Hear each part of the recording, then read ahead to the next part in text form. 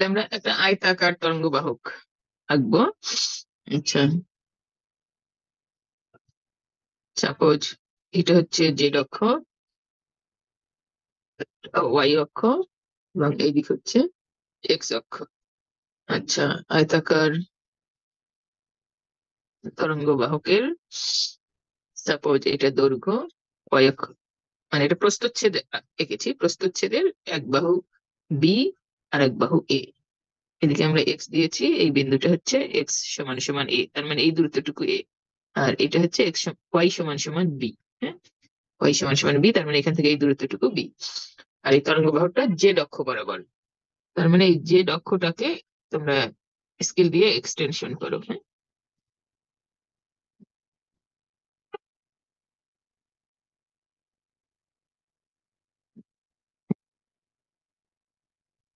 এটা প্যারালাল। তাহলে এই বরাবর ওই গাইডটা গেছে, আর এটা হচ্ছে প্রস্থচ্ছেদের ক্ষেত্রফল হচ্ছে এবি। তাহলে আমরা একটা আয়তাকার তরঙ্গ বাহক বিবেচনা করি।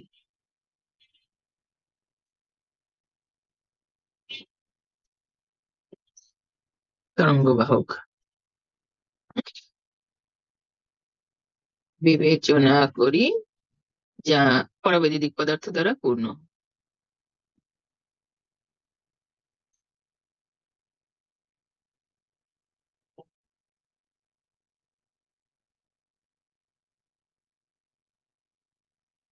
আচ্ছা, মিলি, মুনিয়া, ঋতু, সারিয়া, তাহানি, আরেকজন তো মনে হয় ছিল নাকি? এই কয়জনই ডিসকানেক্ট হয়ে গিয়েছে।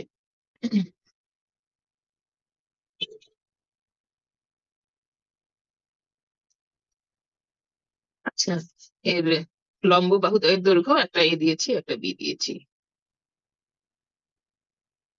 ইহা জেড অক্ষের সমান্তরাল, জেড অক্ষের সমান্তরাল। এই যে তরঙ্গ বাহকটা জেড অক্ষের সমান্তরালে গেছে, জেড অক্ষের সমান্তরাল। আর এই যে সমান্তরালে গেছে, এই তার মানে তরঙ্গ বাহকের অক্ষ জেড অক্ষ বরাবর। আচ্ছা, এবং এই জেড অক্ষের সাথে লম্ব বরাবর আছে এক্স অক্ষ আর ওয়াই অক্ষ। তাহলে এক্স অক্ষ ওয়াই অক্ষ বরাবর দৈর্ঘ্য হচ্ছে এ আর বি দেওয়া আছে, সেটা আমরা বলছি লম্ব বাহুদ্বয়ের দৈর্ঘ্য, সমান্তরাল এবং উহার লম্ব বাহুদ্বয়ের দৈর্ঘ্য।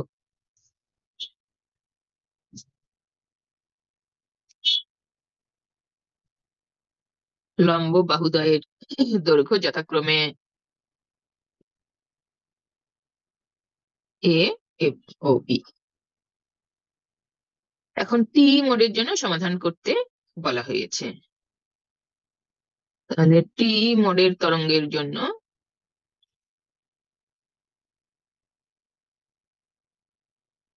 ই জেড এর মান 0 হবে, তাই না? একটু আগে দেখেছ। আর এই জেড এর মান বিদ্যমান থাকবে, বিদ্যমান থাকবে। অতএব তরঙ্গ সমীকরণ হবে এই জেড এর জন্য। তাহলে তরঙ্গ সমীকরণটা আমরা একটু আগে দেখে আসলাম, ডেল টি স্কোয়ার, সেটা H Z function of x y plus k prime square H Z function of x y equal to 0। এখানে কে প্রাইম স্কোয়ার কি দেখলে একটু আগে, মনে আছে? বলো দেখি, কে প্রাইম স্কোয়ারের মান।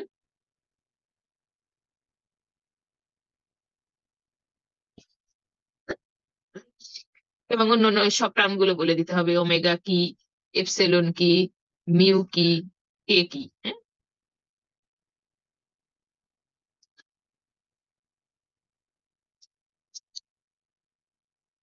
ঋতু লেখা হয়েছে।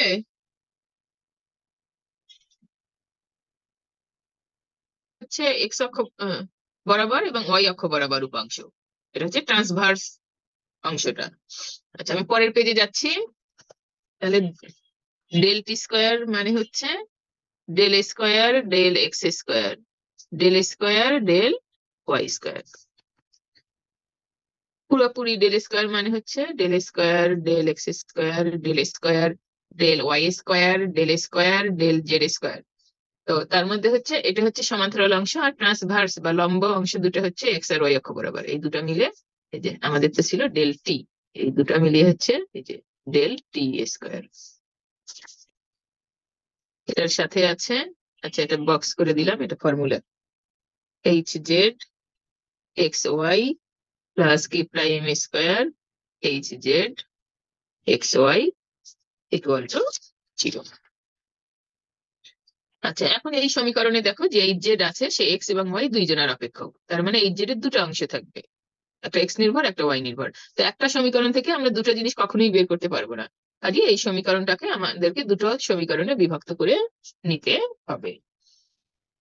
এই জন্য আমরা চলক পৃথকীকরণের নিয়ম অনুযায়ী ধরছি এই জেড তো এক্স এবং ওয়াই এর অপেক্ষক, আমরা ধরে নিচ্ছি এক্স নির্ভর যে অপেক্ষকটা আছে এর ভিতর সেটা capital x function of x, আর স্মল ওয়াই নির্ভর অপেক্ষকটার নাম দিচ্ছি আমরা ক্যাপিটাল ওয়াই।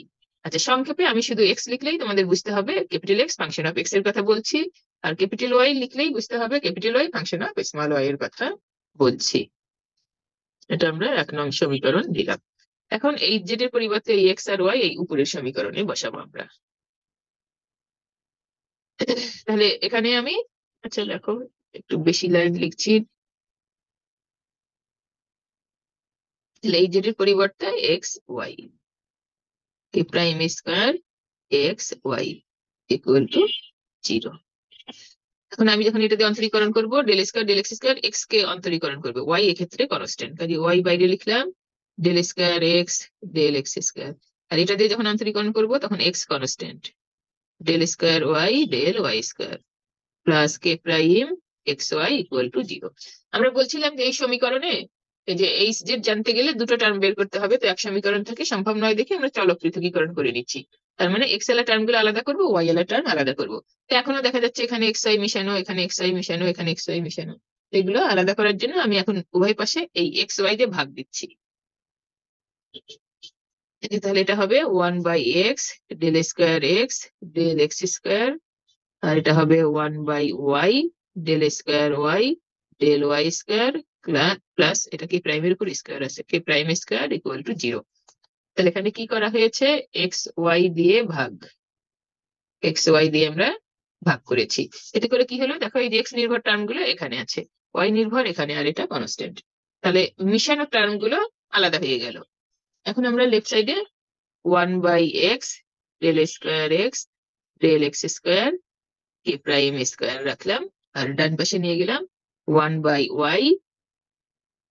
আচ্ছা, এখন যেহেতু এটা শুধু এক্স নির্ভর হয়ে গেছে, এখন আমি এই ডেলটাকে ডি লিখতে পারি, হ্যাঁ এখন পূর্ণ অন্তরীকরণ পার্শিয়াল অন্তরীকরণ একই হবে, তাহলে d square y d y square. তাহলে এখন দেখো লেফট সাইড হচ্ছে এক্স এলা টার্ম আর রাইট সাইডে ওয়াই এলা টার্ম, এটার মানে হচ্ছে লেফট সাইডে এক্স এলা টার্ম গুলোর যে ধ্রুবকের সমান হবে ডান পাশের ওয়াই এলা টার্ম গুলো একই ধ্রুবকের সমান হবে, অর্থাৎ উভয় পক্ষ একই ধ্রুবকের সমান, ধ্রুবকের সমান সমান, এবং ধরি ধ্রুবকটিকে আমরা ধরে নিচ্ছি এ স্কোয়ার। আচ্ছা, তার মানে এই টার্মটাও সমান সমান স্কোয়ার আর এটাও সমান সমান square, 1/x d square x d x square plus a prime square সমান স্কোয়ার, এবং 1/y, এটার সামনে মাইনাস আছে অবশ্য, 1/y d square y d y square, এটা সমান সমানও স্কোয়ার, বাম পাশ সমান সমান যা হবে ডান পাশ সমান সমান একই হবে। আচ্ছা, এখন এই একটা একটা করে সমীকরণ নিয়ে ডিল করি। এখন উপরের সমীকরণটা আগে ডিল করছি। উপরের সমীকরণ 1/x d square x d x square plus k prime স্কোয়ারও ধ্রুবক স্কোয়ারও ধ্রুবক, এগুলো আমরা এক পাশে নিলাম। আচ্ছা, এটা ইকুয়াল টু 0। এখন আমরা এক্স দিয়ে যদি গুণ দেই, d square x d x square plus k prime square minus square x equal to 0, বা d square x d x square plus b square, এটা দুটো কনস্ট্যান্টের বিয়োগফল একটা কনস্ট্যান্ট হবে, সেটাকে আমরা বি স্কোয়ার লিখলাম ইকুয়াল টু 0, যখন বি স্কোয়ার মানে হচ্ছে k prime square minus square, এবং এটা একটা ধ্রুবক, যেহেতু দুটো ধ্রুবকের বিয়োগফল এটা। এখন দেখো এই সমীকরণটা কিন্তু তোমাদের চেনা ফর্মের সমীকরণ, এটা সরল দোলকের সমীকরণের অনুরূপ। সরল দোলকের সমীকরণ তোমরা সমাধান করেছো, এখন সেটার আমরা ফর্মুলা হিসাবে এখানে ব্যবহার করছি এর সমাধান। আর কোয়ান্টাম মেকানিক্সে হাজার হাজার বার এই সমীকরণ তোমরা লিখেছো। এখন এই সমীকরণ এখানে প্লাস টার্ম থাকলে সমাধান হয় তরঙ্গরূপ সমাধান, সেটা সাইন অথবা কস অথবা দুইজনের কম্বিনেশন অথবা e⁻i থিটা ফর্মে তার সমাধান হয়। আচ্ছা, এটার সমাধান x ইকুয়াল টু দুটা ধ্রুবক হবে, একটা ধ্রুবককে c1 লিখলাম, c1 cos bx, c2 sin bx, এটাকে 2 নং দিলাম আমরা। তাহলে এটা আমরা কোয়ান্টাম মেকানিক্সে এরকম লিখতাম যে হচ্ছে এখানে একটা ধ্রুবক হয়তো c, এখানে একটা d দিতাম, c cos bx plus d sin bx, এখানে c1 c2 দিয়েছি, c1 c2 দুটা ধ্রুবক। তাহলে আমরা দুটো সমীকরণ পেয়েছিলাম, তার এই উপরের সমীকরণটা থেকে এক্স সমাধান পেলাম, এক্স ইকুয়াল টু এইটা। আর এই যে দ্বিতীয় সমীকরণ যেটা, সেটার থেকে যদি সমাধান করি তাহলে ওয়াই পাবো। এই এক্স আর ওয়াই আমরা এই 1 নং এ যদি বসাই তাহলে 8z এর মান পাবো। তাহলে আমাদের আপাতত টার্গেট তরঙ্গ সমীকরণ সমাধান করে 8z বের করা। তো 8z মানে এক্স ওয়াই নির্ণয় করা, তার মধ্যে আমরা এক্স নির্ণয় করেছি। তবে এখানে এই যে এই ধ্রুবক গুলো c1 c2 কি হবে সেগুলো সীমান্ত শর্ত ব্যবহার করে ঠিক করে নিতে হবে। তাহলে এক্স করলাম, এটা কি এখন ধরে আমরা নেব সরাসরি? x কোনটা? যেটা লিখছি আমরা। হ্যাঁ, এটা ফর্মুলা এখন, এগুলো আগে অনেক প্রতিপাদন করা হয়েছে, এখন ফর্মুলা হিসাবে। কারণ প্রত্যেক একটা প্রশ্নে তোমার হাজার হাজার ফর্মুলা, সব যদি প্রতিপাদন করো তাহলে কিন্তু আর মেইন প্রশ্ন থাকবে না। এটার সমাধান এটা। একইভাবে আমরা পরের সমীকরণটাই আসছি, ওয়াই এলা সমীকরণটা দেখো।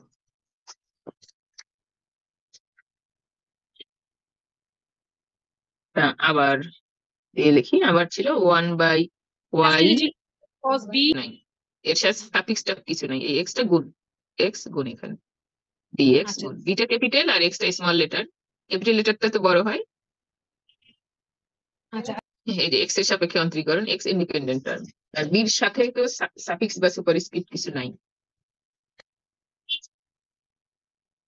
আচ্ছা, d square y d y square equal to, মাইনাসটা এই পাশে ছিল সেটা আমি এই পাশে লিখলাম, ডান পাশে লিখলাম। হ্যাঁ, d square y d y square সমান মাইনাস স্কোয়ার ওয়াই, তার মানে ওয়াই দিয়ে গুণ করেছে এখানে, ওয়াই দিয়ে গুণ। এটার সমাধান তোমাদেরকে এবার বলতে হবে, আমি লিখবো ঠিক একটু আগে যে ফর্মে লিখেছি, এটাও একই ফরম্যাটের সমীকরণ। এর সমাধান বলো, আগেরটা দেখে দেখে বলো এর সমাধান কি লিখবো। ওয়াই সমান সমান কি লিখবো, এখানে আমরা ধ্রুবক দুটো c3 c4 দেবো, এবং সাথে কি লিখবো সেটা বলো।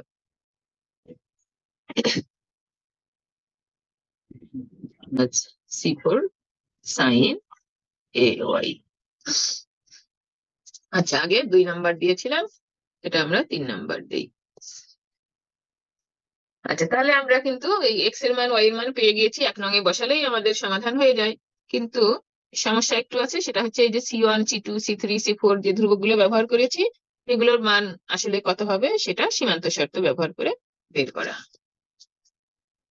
পারারয়েজ হয়ে গিয়েছিল, একটুখানি বাকি আছে, সেটুকু করার জন্য আমরা সীমান্ত শর্ত, টি মোডের সীমান্ত শর্ত, del by del n H Z x y equal to 0।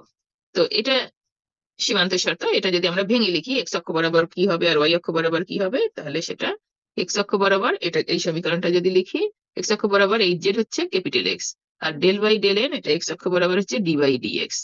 হ্যাঁ, তাহলে এটা সমান সমান 0। তবে এই শর্তটা কোথায়, এই যেখানে কিন্তু লেখা আছে সীমান্ত শর্ত, সীমান্তে এই শর্ত, সীমান্ত শর্ত এত মানে এই শর্তটা সীমান্তে প্রযোজ্য। আচ্ছা, এক্স অক্ষ বরাবর সীমান্ত কোথায়, এই ওয়েব গাইডের সীমান্ত কোথায়, এক্স অক্ষ বরাবর, এটা তো ওয়েব গাইড তাই না, এর এক্স অক্ষ বরাবর সীমানা এই একটা সীমানা আর এই একটা সীমানা, তাহলে এক্স ইকুয়াল টু 0 তে আর এক্স ইকুয়াল টু এ তে। এখন আমি তোমাদেরকে প্রশ্ন করতেছি, ওয়াই অক্ষ বরাবর সীমানা কোথায় হবে, এই একটা সীমানা। আমরা এক্স অক্ষ বরাবর সীমানা হচ্ছে এক্স ইকুয়াল টু 0 তে আর এক্স ইকুয়াল টু এ তে। আচ্ছা, এটা একটা, এই শর্তটাই ভাঙলে এই একটা পাওয়া যাচ্ছে। আর ওয়াই অক্ষ বরাবর যদি আমরা এই শর্তটা লিখি, তাহলে d y by d y equal to 0 হবে। কখন হবে এটা? সীমানায়। সীমানাটা y অক্ষ বরাবর কোথায় আছে? y ইকুয়াল টু 0-তে এবং y ইকুয়াল টু b-তে। আচ্ছা, এখন আমরা এই যে x এর মান আছে 2 নং সমীকরণে, সেই 2 নংকে 4-এ বসাবো। 2-কে 4-এ বসাইয়া, আচ্ছা, এই যে dx by dx equal to 0, এই x এর মান 2-এ আছে, সেটা আমরা এখানে বসাবো। তাহলে 2-এ আছে হচ্ছে dx by dx equal to 0, সেখানে 2 যদি ব্যবহার করি, x এর মান হচ্ছে c1 ছিল, cos কে অন্তরীকরণ করলে হয়, আমি কি, আচ্ছা, না হয় প্রথমবার একটু ডিটেলস লিখে নিচ্ছি। x এর মান ছিল c1 cos bx plus c2 sin bx। আমি পরের বার আর লিখবো না, তোমাদেরও লেখার দরকার নাই পরে, কিন্তু এখন বোঝার জন্য খালি লিখছি। x এর মান বসালাম, এখন আমরা অন্তরীকরণ করছি।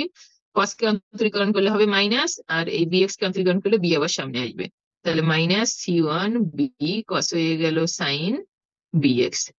আর এবার সাইন কে অন্তরীকরণ করলে হবে cos, আবার এই b সামনে আসবে, তাহলে c2 b cos bx equal to 0। আচ্ছা, এখন এই জিনিসটা কখন সত্য? x ইকুয়াল টু 0-তে আর x ইকুয়াল টু a-তে। তো আমরা x ইকুয়াল টু 0-তে এটার মান কি পাই সেটা দেখি। x এর মান যদি তুমি 0 বসাও, আবার সাউন্ড করো না, এখানে x এর মান যদি 0 বসাও, সাইন 0 হবে 0, সাইন 0 হবে 0। আর এখানে x এর জায়গায় 0 যদি বসাও, cos 0 হয় 1, তাহলে এখানে c2b থাকছে, প্লাস c2b সমান সমান 0। এটা তুমি কখন পাইলা? যখন x সমান সমান 0। আচ্ছা, এখানে c2 আর b এই দুইজনের গুণফল হচ্ছে 0, কিন্তু বিটা 0 হতে পারবে না। বিটা কেন 0 হতে পারবে না? বি যদি 0 হয়, তাহলে তো এই যে এই সমীকরণের থাকে না, বিটা 0 হলে সমীকরণের ফরম্যাটই থাকে না, তাহলে বিটা 0 হতে পারবে না আমাদের। এখান থেকে আমরা কনক্লুশন টানছি, যেহেতু বি নট ইকুয়াল টু 0, অতএব c2টা অবশ্যই 0 হবে, c2টা 0 হবে। আচ্ছা, এখন এই লাইনেই আমরা x ইকুয়াল টু, এটাতে না একটা সমীকরণ দাও, এটা দেওয়া হচ্ছে 6 দাও, হ্যাঁ, তাহলে এই 6 নং এ x সমান সমান a হলে, 6 নং এ x এর জায়গায় যদি a হয়, তাহলে আমার এই যে এখানে x এর জায়গায় যদি a বসাও, তাহলে হচ্ছে minus c1 b sin b a, x এর জায়গায় a বসালাম, প্লাস এই c2, এই যে c2 এর মান 0 এখনই বের করলো, এই c2 0 0 ইকুয়াল টু 0। আচ্ছা, তার মানে এখান থেকে আমরা পাচ্ছি, এখানে আমাদের দেখো, আচ্ছা, এই মাইনাসটা আমি সরাই ফেললাম, এখানে আছে c1 b sin ba equal to 0। এখন আমাদের খেয়াল করো, c2 আমাদের যেহেতু c2 0, c2টা কোথায় আছে? এই যে এই সমীকরণে। এখানে c2 0 তুমি পেয়েছো, c2 অবশ্যই 0 হবে, সেই শর্তটা পেয়েছো। আর c2 0 যেহেতু, এই c1 0 হতে পারবে না, কারণ কি, c2 তো 0 আছেই, c1 যদি 0 হয় তাহলে তো এই সমাধান থাকেই না, সমাধানটা 0 হয়ে যায়। এই জন্য c2 0 হলে c1 0 হওয়া যাবে না। তাহলে আমরা এখন যে স্টেজে আছি, সেখানে আমাদের এই c1টা 0 নয়, 0 হবে না, তাহলে c1 নট ইকুয়াল টু 0, অতএব সাইন বি এটা 0 হবে, সাইন বি এ হবে 0। আচ্ছা, এটাকে আমরা লিখতে পারি এরকম, সাইন এল, সাইন এল পাই হিসেবে লিখলাম। এল একটা পূর্ণ সংখ্যা, এল যদি পূর্ণ সংখ্যা হয়, এল হচ্ছে সাপোজ 0 1 2 এরকম পূর্ণ সংখ্যা, এল এর মান যদি 0 বসাও, সাইন 0 মানে 0, এল এর মান যদি তুমি 1 বসাও, সাইন পাই মানে 0, এল এর মান 2 বসাও, সাইন পাই মানে, সাইন 2 পাই মানে 0। অতএব, আচ্ছা, এখন উভয় পাশ থেকে সাইন উঠিয়ে দিলে B A equal to l পাই হয়, বা অতএব বি এ ইকুয়াল টু, যেহেতু এল পাই, বি সমান সমান হবে এল পাই ভাগ এ। একবারে লিখলাম, এটা বুঝতে পেরেছো নিশ্চয়ই। এতটুকু হিসাব স্কিপ করলে নিশ্চয়ই সমস্যা নাই, যেহেতু বড় প্রশ্ন। আচ্ছা, তাহলে আমাদের এখানে দেখো সামারি কি কি দাঁড়ালো। এখানে আমাদের যেহেতু বিটা কখনোই শূন্য হতে পারবে না, সি2টা শূন্য, সি2টা শূন্য হলে সি1টা শূন্য হতে পারবে না, এবং সেখান থেকে আমরা বি এর মান পেলাম এল পাই বাই এ। তাহলে এই সি2 শূন্য এবং বি এর মান এল পাই বাই এ, এইগুলো আমরা 2 নং সমীকরণে বসালে এক্স পাবো। দুই নং, 2 নং-এ আমাদের এক্স ছিল, এক্স ইকুয়াল টু সি1, সেটা শূন্য। আমরা দিয়েছি 6 পর্যন্ত, এটা তাহলে 7 দিলাম। আচ্ছা, 5-এ আবার 3 বসাতে হবে। তাহলে লেখো 3 না, 5-এ ওয়াই, ওয়াই এর রাশিমালা এই যে 3-এ আছে, 3-কে আমরা 5-এ বসাবো এটাতে।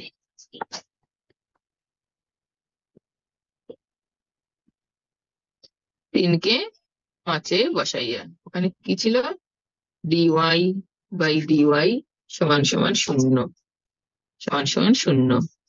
তাহলে ডি বাই ডিওয়াই 5-এ কি ছিল সে, আচ্ছা 3 ছিল সি3 কস এ ওয়াই, সি ছিলাম। এখন আমরা অন্তরীকরণ করছি, কসকে, কসকে অন্তরীকরণ করলে সাইন হবে, আবার এই এটা সামনে আসবে, তাহলে মাইনাস, অন্তরীকরণের মাইনাস, এই সি3 এটা সামনে আসলো, কস হয়ে গেল সাইন এ ইন্টু ওয়াই।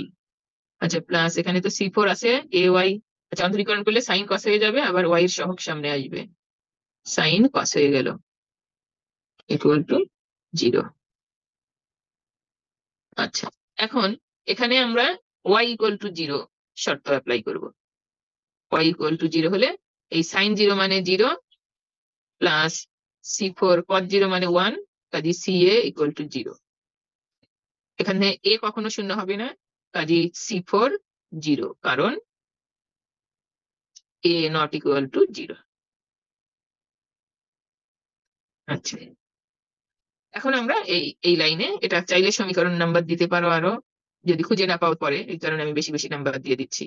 এখন এই সাথে ওয়াই ইকুয়াল টু বি ব্যবহার করি, তাহলে ওয়াই এর জায়গায় বি, তাহলে minus C3 A sign a B. আর এখানে তুমি তো ওই যে সি4 শূন্য বের করলে, কাজে এখানে সি4 এর জায়গায় শূন্য বসালে পুরোটাই শূন্য। আচ্ছা, এখানে আমাদের সি3 শূন্য হবে না, কারণ সি4 শূন্য অলরেডি আছে, আবার এ কখনোই শূন্য হবে না, কাজে sine a b equal to শূন্য, কারণ হচ্ছে এ নট ইকুয়াল টু 0, সি3 নট ইকুয়াল টু 0। আচ্ছা, এই 0টাকে লেখা যায় সাইন, একটু আগে 0-কে লিখেছিল এল পাই, এল পূর্ণ সংখ্যা, এখন আমরা আর একটা পূর্ণ সংখ্যা এল প্রাইম দিচ্ছি, এল প্রাইম পাই, যখন এই এল প্রাইমের মানও 0, 1, 2, 3 এগুলো। তাহলে এখান থেকে সাইন উঠিয়ে গেলে এই যে a b equal to l pi by l prime pi হয়, কাজে এখান থেকে এ ইকুয়াল টু হয় l prime pi by b. আচ্ছা, এই মান আমরা 3-এ বসাবো, অর্থাৎ 3 না, ওয়াই এর সমীকরণটা কত, 3, এই ওয়াই এর সমীকরণে বসাচ্ছি। তাহলে 3 নং হতে ওয়াই ইকুয়াল টু, ওখানে ছিল সি3, ওয়াই ইকুয়াল টু সি3 সাথে ছিল কস, কসের সাথে ছিল এ, আর ওয়াই, এ মানে হচ্ছে এল প্রাইম পাই ভাগ বি, তার সাথে ওয়াই। আর এরপরে প্লাস দিয়েছিল সি4, সি4 এর টার্ম শূন্য, কাজে পরের টার্মটা আর থাকছে না, তাহলে এটাকে আমরা দেই 8। তাহলে দেখো 8-এ ওয়াই এর রাশিমালা পেয়েছি, আর 6 আমরা এক্স পেয়েছিলাম। এখন এই 6 এবং 8-কে একই বসাইয়া, একে যদি বসাই, তাহলে একে আছে H Z, function of x y equal to ছিল এক্স ওয়াই। তাহলে এক্স এর মান হচ্ছে সি1 আছে, আর ওয়াই এর মানে সি3 আছে, এরা পাশাপাশি লিখলাম। এক্স এর মানে আছে cos l pi by a x, আর ওয়াই এর মানে আছে cos l prime pi by b y. তাহলে এটা আয়তাকার তরঙ্গ গাইডে এর তরঙ্গের সমীকরণ, তার মানে এটা চূড়ান্ত সমাধান। এটা আয়তাকার তরঙ্গ, তরঙ্গ বাহকে টিই মোডে তরঙ্গের সমাধান, টি মোডের তরঙ্গের সমাধান। আমরা ওই যে ছেদন কম্পাঙ্ক আর ছেদন তরঙ্গ দৈর্ঘ্যটা নির্ণয় করবো।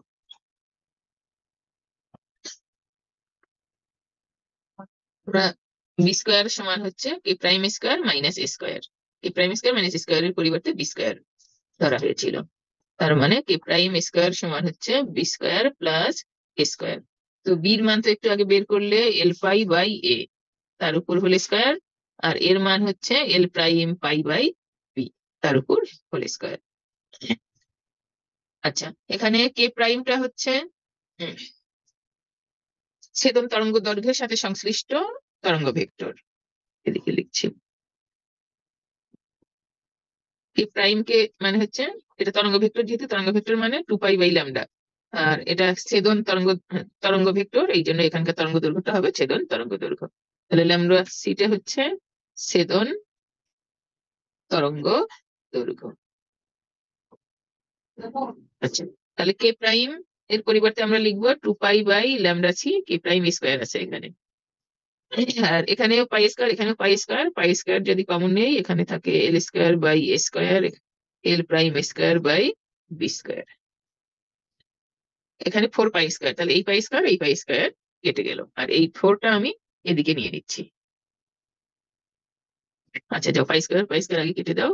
4 বাই ল্যামডা সি স্কোয়ার সমান সমান এল square square l prime square b square থেকে 1 বাই ল্যামডা সি সমান সমান, তাহলে আমি হচ্ছে রুট করে, আচ্ছা উভয় পাশে রুটটা আগে করেই নাও, রুট করে নিলে এখানে 2 হতো, সেই 2টা আমি ডান পাশে যদি নিয়ে আসি তাহলে হাফ হয়ে যাবে। L square square l prime square b square, root যেহেতু করেছি এখানে পাওয়ার তাহলে হাফ হলো। আর দেখো ল্যামডা সি রাশিমালাটা এল এবং এল প্রাইমের উপর নির্ভর করে, এই কারণে এটা সাফিক্স এল এল প্রাইম দেওয়া হলো। তাহলে এটা হচ্ছে ছেদন তরঙ্গ দৈর্ঘ্যের রাশিমালা।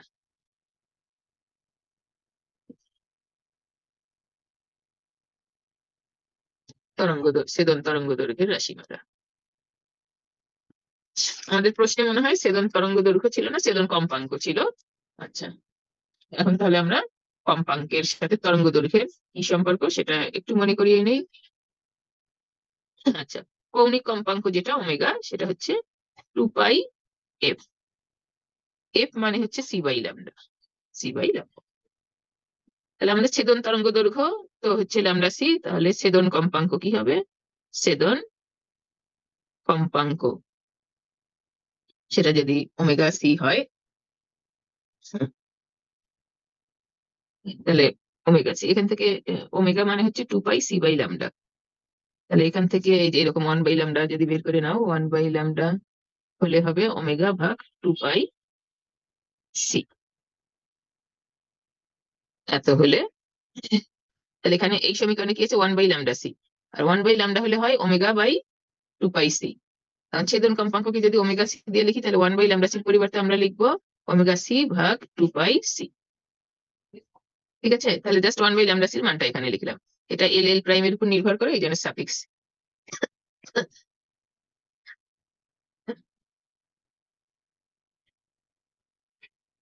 Square power half. তাহলে শুধু যদি ছেদন কম্পাঙ্ক রাখতে চাই তার মানে খালি ওমেগা সি এল এল প্রাইম, তখন 2 পাই সি এপাশে আসবে, তাহলে এপাশে 2 আসলে 2 আর হাফ কেটে গেল, পাই সি থাকলো।